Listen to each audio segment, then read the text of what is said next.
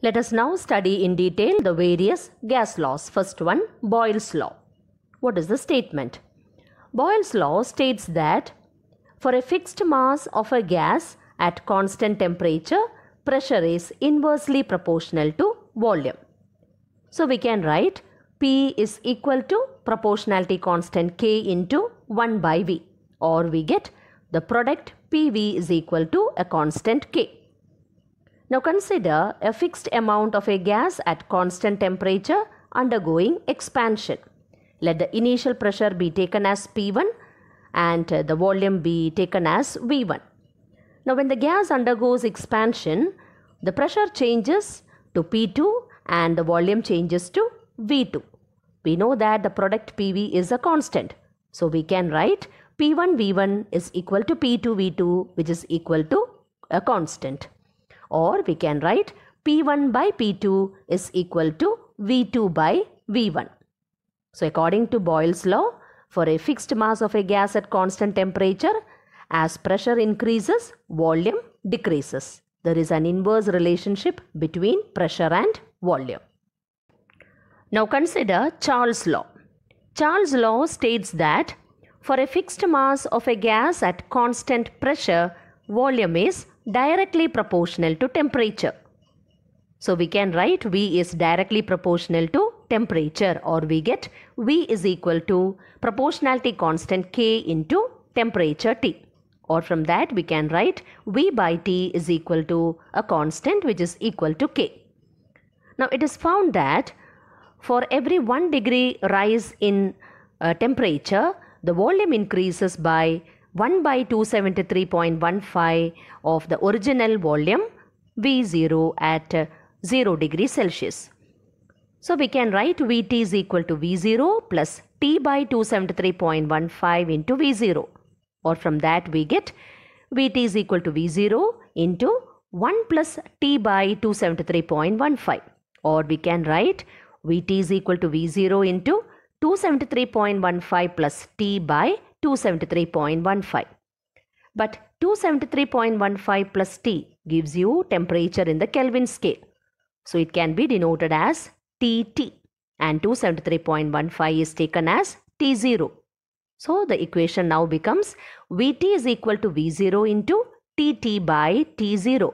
Or we can write Vt by V0 is equal to Tt by T0. Or if T and 0, the subscripts are replaced by 2 and 1, we get V2 by V1 is equal to T2 by T1. Or we can write V1 by T1 is equal to V2 by T2 is a constant. That is V by T is equal to a constant. So that is Charles' law. It states that for a fixed mass of a gas at constant pressure, volume is directly proportional to temperature. It means as temperature increases, volume increases. What is meant by isotherm and what is meant by isobar?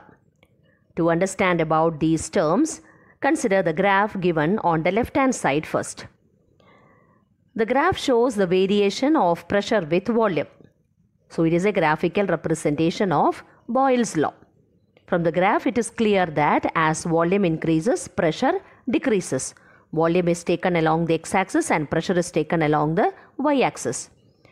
Now this variation or the decrease of pressure with increase in volume is studied at a constant temperature. In the graph you can find 3 different curves.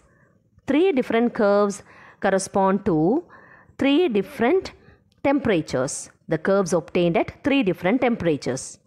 So here the decrease of pressure with increase in volume is studied at a constant temperature. The curve obtained is therefore known as isotherm. In the graph you can find 3 isotherms because you can find 3 curves which are obtained at 3 different constant temperatures. Now for Boyle's law we can also draw a graph taking 1 by volume along the x-axis and pressure along the y-axis.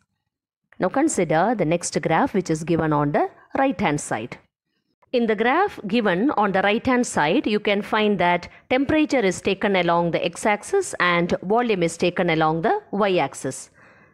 So this is a graphical representation of Charles' law.